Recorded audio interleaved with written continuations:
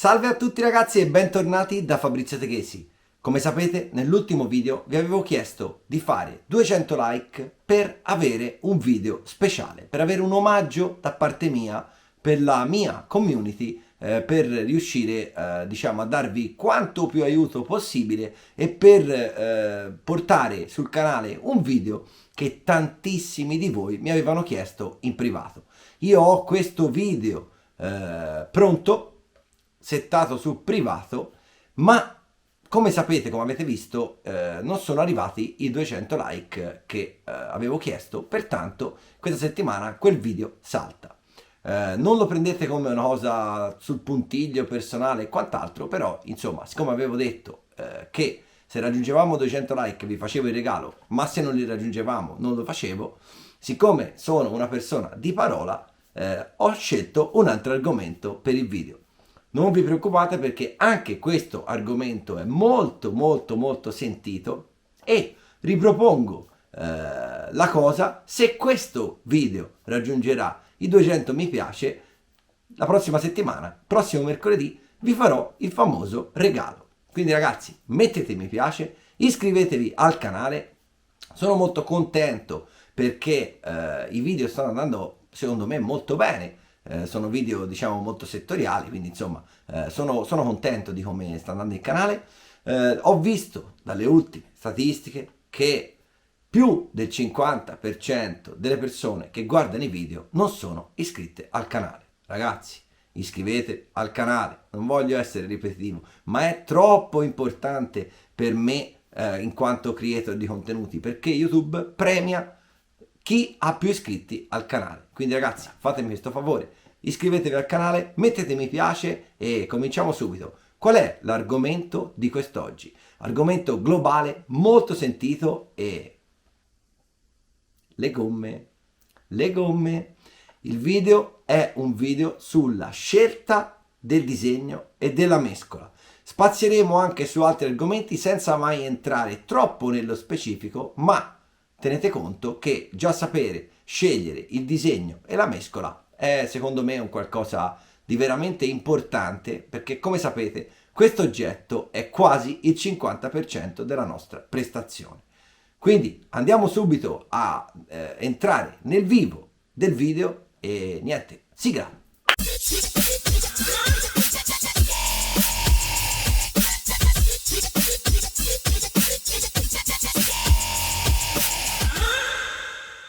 Pronti ragazzi? Eccoci, quindi entriamo nel vivo del video. Quindi argomento gomme, e io parlerò di gomme O-Trace perché O-Trace è l'azienda che mi sponsorizza e quindi chiaramente farò tutti i riferimenti alle mescole e ai disegni che produce O-Trace. Ma come sapete, più o meno ormai i disegni più comuni sono bene o male quasi simili per tutte le aziende, quindi anche chi non utilizza O-Trace potrà trarre dei vantaggi da questo video paragonando i disegni della marca da lui utilizzata con quelli che propone O-Trace. Quindi ragazzi, il video è su O-Trace, ma è per tutti. Quindi allora la gomma è composta da tre parti fondamentali: il riempimento, il cerchio e la gomma.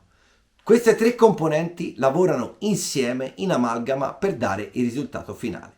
Quindi, mentre sul cerchio la maggior parte delle aziende ha soltanto un tipo o due tipi disponibili e prevalentemente cambia soltanto il colore, nel caso di O-Trace ci sono due differenze di colore e una differenza di plastica.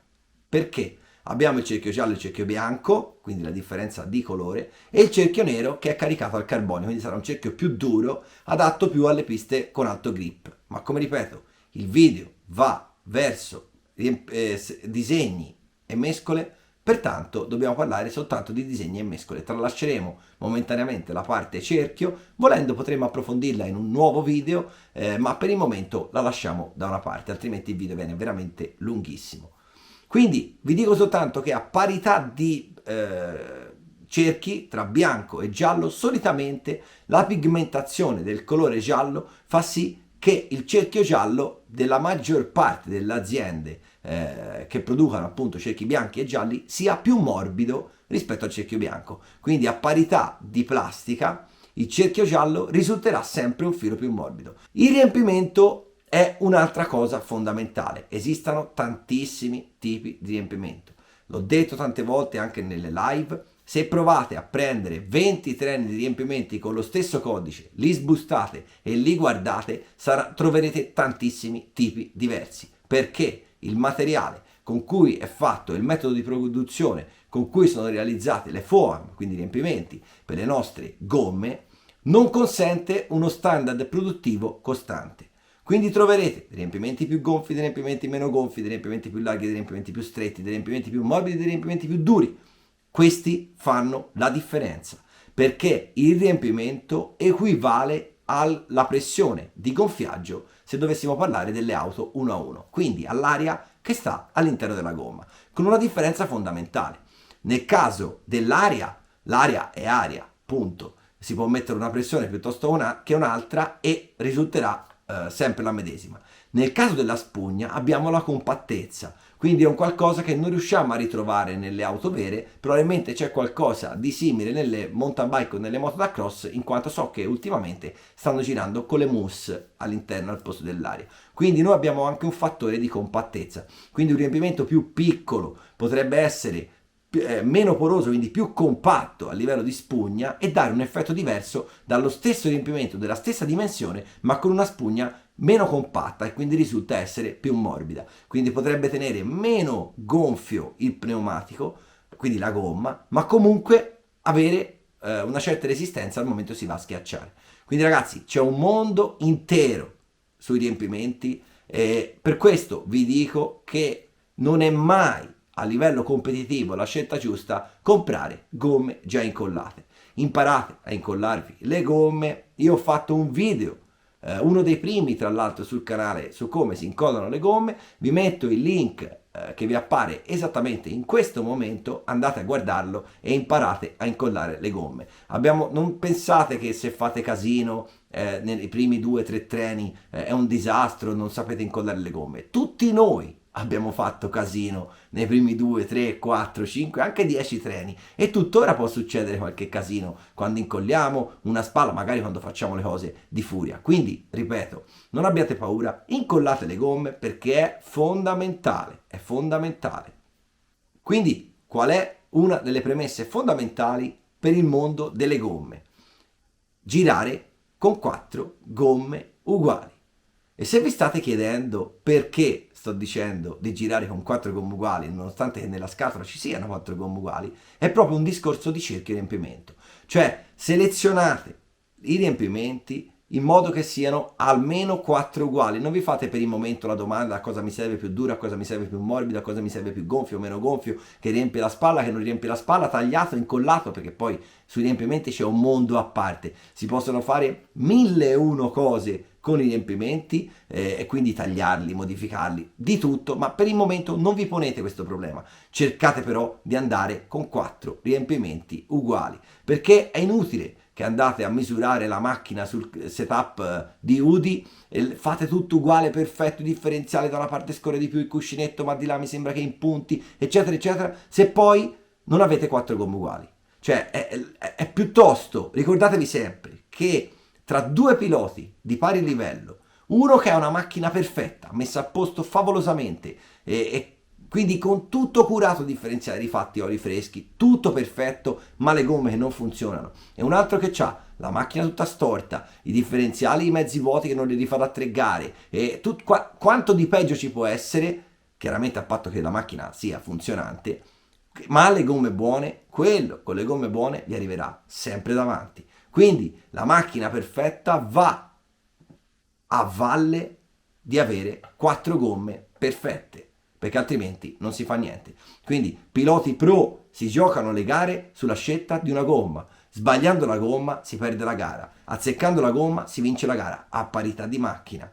Prima riflessione: si fa prima il setup o si sceglie prima la gomma?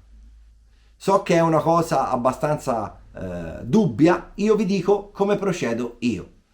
Se non ho un setup base, ovviamente metto una gomma che più o meno ha idea, credo che possa funzionare in quella condizione, e poi provo andando a tentoni, un po' di setup, un po' di gomma, un po' di setup, un po' di gomma, fino a che non ho trovato una gomma sicura e quindi proseguo poi con quella. Mentre se ho il setup base si sceglie sempre prima la gomma, perché col mio setup base io so come la mia macchina si comporta, so come dovrebbe essere in quella determinata condizione, già dando un occhio alla pista, con l'esperienza riesco a vedere in quel momento là se sto soffrendo di setup o se è la gomma che non sta funzionando e quindi vado a scegliere le gomme. Allora, altra premessa, Hot Race ha 6 disegni e 4 mescole normali più 2 mescole speciali, quindi le 4 mescole normali sono la super soft, la media e la hard. Le 2 mescole speciali sono la clay e la bianca, la white. Allora, diciamo che per quanto riguarda i mesi invernali io elimino subito 2 mescole standard andando soltanto con super soft e per i mesi estivi elimino la super soft e la hard. Perché? La hard è una mescola veramente complicata che se non avete tutto a posto per far funzionare quella mescola ne trarrete più cose negative rispetto a quelle positive. Quindi diciamo la hard secondo me vale la pena proprio averla in cassetta in piste ad altissima abrasione e quant'altro, ma non conviene mai puntarci come prima scelta. Vi dovete spostare sempre su soft e media delle mescole normali e le 2 mescole speciali, clay e white, si usano prevalentemente la clay su piste in argilla, quindi clay in inglese vuol dire argilla e quindi si usa su piste con fondo totalmente argilloso, quindi nelle indoor, quindi è una gomma diciamo che a sentirla è molto dura, in realtà vi darà tanto grip e tanta trazione in avanti. Comunque queste mescole speciali diciamo da avere in cassetta solo se sapete che in quella determinata condizione vanno questi tipi di mescole. E la bianca invece si usa sul bagnato e sulle piste trattate a olio. Quindi anche questa è una mescola speciale,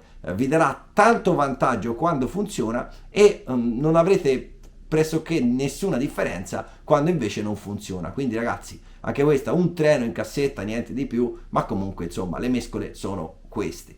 I disegni sono 6 e voi mi direte tantissimi, sono 6 sono tantissimi disegni, assolutamente no. Hot Race è una delle aziende con meno disegni a catalogo e quindi che vi darà più facilità nella scelta delle gomme. Io mi ricordo con Aka c'era più di 8 disegni e con Proline credo addirittura di più. Quindi Hot Race ha dei disegni ben definiti con differenziazione estrema di pin, non ha disegni molto simili come per esempio Proline che ha tanti micro pin fatti in modo diverso, ciascuno che dà la sua differenza. Qua invece avete diciamo delle macro divisioni a livello di disegno che vi consentono sicuramente di fare una scelta più semplice. Ecco. Quali sono i disegni? I disegni sono la Miami, la Roma, la Bangkok, l'Amazzonia, la Sahara e l'Alaska. Prima c'erano anche le Big Amazonia che in questo momento non sono più in produzione. Quindi abbiamo questi 6 disegni. E come si differenzia il disegno di una gomma? Avrete un maxi pin, quindi pin molto grande, o un micro pin, quindi pin molto piccolo. Poi c'è il pin intermedio e il no pin, quindi nessun pin.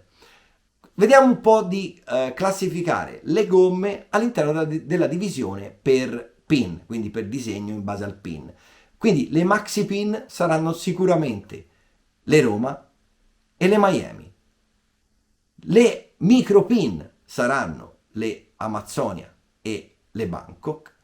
Quelle con il pin intermedio nel nostro caso sono le Alaska e quelle che non hanno pin sono le Sahara, quindi hanno un disegno retato e queste prevalentemente vanno su piste molto lisce, quindi prevalentemente su indoor, infatti sono le gomme più usate all'IBR, quindi in una pista che sapete essere indoor. Come si sceglie il disegno? Quindi sembrerà una cosa molto difficile, in realtà vedrete che con la pratica e soprattutto con un marchio così semplice come Hot Race non farete esageratamente fatica per scegliere il disegno. Sappiate che esiste una application chart, quindi una scheda dove si vede le condizioni della pista con le varie stelline, dove in base a quante stelline ci sono vi dice la gomma più indicata. In realtà io sono stato tra l'altro l'autore di questa application chart, ma è una linea guida perché non dovete mai dare niente per scontato. Farete una prima scrematura non appena arrivati in pista, ma da ultimo, se siete a posto di setup e se la macchina va abbastanza bene, dovete rifare una carrellata generale per provare tutte le gomme, perché niente è mai escluso nelle gomme. Quindi un qualcosa che potrebbe non utilizzare nessuno, voi potreste montarla e trovarvi molto bene. La gomma è una cosa personale. Non andate a vedere i più bravi per un'idea, una linea guida per partire, ma poi dovete provare voi, farvi tutte le scelte e provare voi.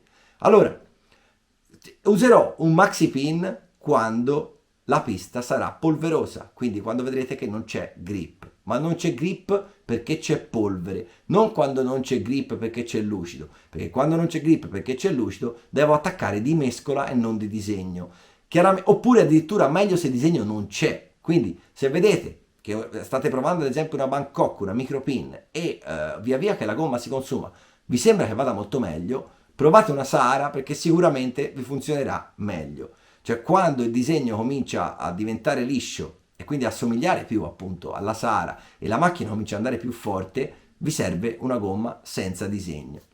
Quindi, prima distinzione in base al grip della pista. E quindi se non c'è grip, Miami o Roma. Sappiamo bene che la Roma è una gomma direzionale, quindi può essere usata in diversi versi, addirittura differenziando fra davanti e dietro, e quindi è una gomma più complicata della Miami. Quindi vi consiglio in prima battuta di scartarla e di andare su Miami. Quindi, ricapitolando ancora il nostro processo, per semplificare, pista senza grip, Miami. Non la sottovalutate neanche su piste con grip, perché ad esempio Robert Batlle ha vinto un neobuggy alla pista spagnola dei fratelli Baldo, dove tra l'altro avevamo in programma il campionato europeo dell'anno scorso che non abbiamo fatto, a Redovan, con le Miami, eppure è una pista da altissimo grip, però lui si trovava bene con queste gomme, quindi non le scartate mai, ma diciamo che pista polverosa si parte con le Miami. Altrimenti possiamo passare alla Bangkok. La Bangkok è il nostro micropin. Per come è strutturata la Bangkok V2, quindi questa gomma nuova in realtà funziona sia come micropin sia come pin intermedio, perché i pin sono stati rialzati, quindi potete correrci anche su piste totalmente asciutte. Solitamente il micropin era dedicato prevalentemente a piste a basso consumo di gomma e piste umide. In realtà con questa nuova gomma si va tranquillamente anche in una pista come San Potito che ha altissimo grip. Quindi ragazzi, non sottovalutate niente. Quando la pista comunque è pulita, si va con Bangkok. Si va con Bangkok e se la macchina è troppo spigolosa, quindi gira diciamo troppo, vi sembra che non scorra in curva e quant'altro, si mette la Amazzonia. La Amazzonia è la gomma, come sapete, per il non consumo che, diciamo tra virgolette, renderà la macchina più tonda in curva, quindi con meno sterzo rispetto alle Bangkok, e funziona su piste ad altissimo grip. Quindi diciamo che se avete queste tre tipologie di gomme riuscite a coprire il 97% di tutte le situazioni. Successivamente abbiamo le Alaska, che sono appunto il pin intermedio, e funzionano anche queste su piste alto grip dove magari però ci sono dei tratti polverosi e quant'altro, e anche queste vanno provate. E avete le Roma che riescano a funzionare sia sull'altissimo grip che incredibilmente che sul basso grip. Sono un disegno, ripeto, direzionale. Se le usate tutte in posizione a freccia avrete meno trazione ma più scorrevolezza in curva. Se le usate invece in controverso, quindi aperte con i pin esterni ad aprire, avrete più trazione sul punto dove le montate, quindi se le montate davanti avrete più sterzo, se le montate dietro avrete più tenuta, e se le montate tutte e quattro avrete più trazione. Chiaramente una scelta che si fa raramente, ma prevalentemente si fa quando c'è poco grip, non tanto grip. Sappiate che le Roma hanno un piccolo pin esterno che si può andare a tagliare. In questa maniera guadagna una scorrevolezza incredibile. Vi farò vedere anche qual è il pin, che è questo, e riuscirete veramente a guadagnare tantissimo tagliando questo piccolissimo pin. Sembra impossibile, ma è una cosa che ho imparato proprio sulla mia pelle, suggerito da Baruffolo, che è un pilota ufficiale da molto più tempo di me, con Hot Trace. In caso di pista umida, ancora una volta le scelte ricadono su due tipologie di gomme. Devo fare una distinzione, se è umido con segatura sopra o se è umido senza segatura. Se è umido con segatura, le Miami non sono assolutamente da sottovalutare, perché con il pin più lungo riescano a passare dentro la segatura e a darvi trazione. Altrimenti, se è umido senza segatura sopra, la scelta è quasi obbligata su Bangkok. Vi do un altro piccolo suggerimento che vi potrebbe accadere quando avete la macchina, soprattutto su pista ad altissimo grip, che è sempre difficile da guidare. Nonostante abbiate usato l'Amazzonia, nonostante abbiate usato la mescola più dura che c'è, potrebbe darsi che la macchina comunque tende a puntare, tende a non scorrere in curva e quindi non avete altro sistema e non siete riusciti neanche a mettere a posto la macchina con il setup. In questo caso io faccio una cosa particolare, mi rodo tutte le gomme e poi quando parto per una fase ufficiale, quindi o che sia una qualifica o che sia la semifinale e quant'altro, metto le gomme nuove dietro e usate davanti. E ricordatevi quando fate questa operazione di andare a compensare l'altezza. Quindi l'altezza e ride height deve essere sempre quello con cui vi siete trovati bene, indipendentemente dalle gomme che montate. Quindi anche se montate un maxi pin, chiaramente la macchina si alzerà, dovrete andare a ricompensare l'altezza e riportare l'altezza come diciamo è il vostro setup, come è il setup che state in quel momento utilizzando. Un altro suggerimento importante, se non correte con Hot Trace, è di fare un'analisi visiva. Quindi ragazzi, più i pin sono alti e più avrete grip in condizioni di polvere. Più i pin sono bassi e più avrete grip in condizioni di pista pulita. Più i pin sono radi e più che la gomma si consumerà, quindi avrà consumo, ma andrà meglio sulla polvere, perché i pin sono radi e quindi riescano a mandare via tanta polvere. Più i pin sono stretti e minore avete, quindi vicini l'uno con l'altro, e più avrete minor consumo di gomma e maggior performance sull'alto grip. Infatti, se vedete, le Amazzonia hanno i pin vicinissimi. Passiamo adesso alla mescola.